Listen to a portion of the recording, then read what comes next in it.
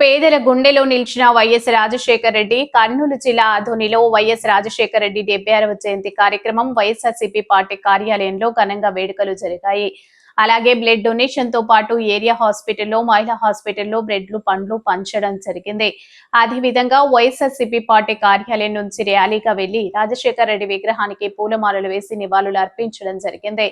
అనంతరం MLC doctor Madhusudan, జిల్లా ఉపాధ్యక్షుడు చంద్రకాంత్ రెడ్డి, వైకాపా పట్టణ అధ్యక్షుడు దేవా, జిల్లా మహిళా అధ్యక్షురాలు శశికళలు మాట్లాడుతూ వైఎస్ రాజశేఖర రెడ్డి పేదల పక్షాన నిలబడి ఉచిత వైద్య, ఫీజు రియంబర్స్మెంట్, పేదలకు రూపాయికి కిలో బియ్యం, ఇల్లు లేని పేదలందరికీ కూడా ఇల్లు కట్టించి జలయజ్ఞంతో ప్రాజెక్టులు, అలాగే అనేక సంక్షేమ పథకాలు ప్రజలకు తీసుకురావడం జరిగింది.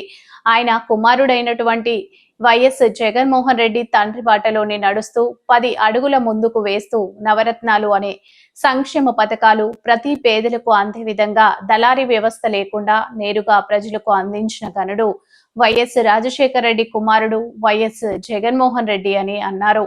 ఈ కార్యక్రమంలో మున్సిపల్ చైర్మన్ లోకేశ్వరి, మున్సిపల్ అధ్యక్షుడు చలపతి, ఎస్సీ సెల్ టౌన్ అధ్యక్షులు Esobu Narasimhulu, Venkateswara Reddy, Sri Lakshmi town vice president Nari Chandrasekhar, ప్రధాన కార్యదర్శి తాయన్న, గంగాధర్, నాగరాజు, ఎల్లప్ప, బాబా లక్ష్మణ, చిన్న వీరప్ప, బ్యాంక్ మల్లి, భీమా చాలమంచి, శాంత రామకృష్ణ, ఎం అశోక్, అందుబాష హరి, కౌన్సిలర్ సందీప్ రెడ్డి, కిషోర్, వైకాపా ఆధుని నియోజకవర్గం ప్రచార కార్యదర్శి పరిగెల నారాయణ, సెక్రటరీ వీరాంజీ రామకృష్ణ, దానం సోమలింగరాయుడు, మండలి యూత్ అధ్యక్షుడు నల్లారెడ్డి అశోక్, ఇక్బాల్, ముని, రామాంజీ, కిషోర్, వెంకటేష్లు, పూర్ణ, సన్నీ, అనిల్, యూసిన్, వేణు, హనుమంతు, సుధాకర్ బాబు, కామప్ప, గుండా, చిన్న నాగరాజు, లక్ష్మణ, సీను, శేషు, రామకృష్ణ, నాగతిక్కన్న, భవానీ, దుర్గప్ప, అబుబక్కర్, మాధవ్ బాబు, రామకృష్ణ, సోమనాథ్, ఊచిరప్ప, వైకాపా పార్టీ నాయకులు తదితరులు పాల్గొన్నారు.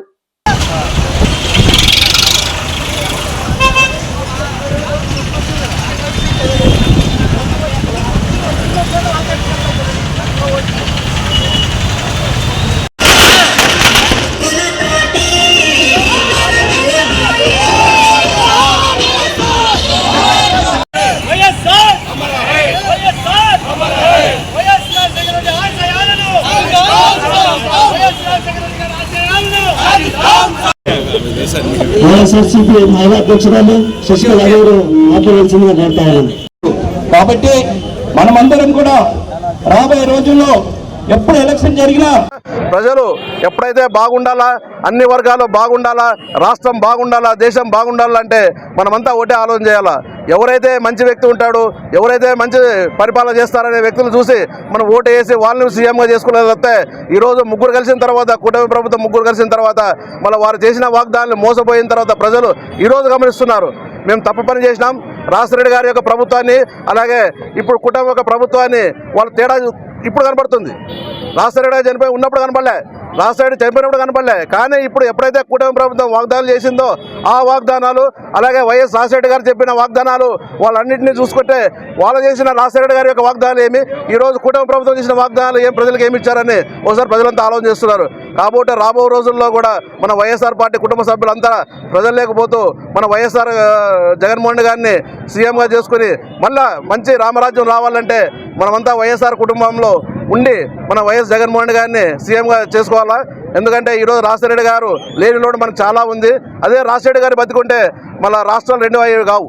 ఎందుకంటే ఇది మనం చెప్పేది కాదు, వాళ్ళ అనాలిసిస్ ఈ దేశమంతా చెప్తుంటుంది.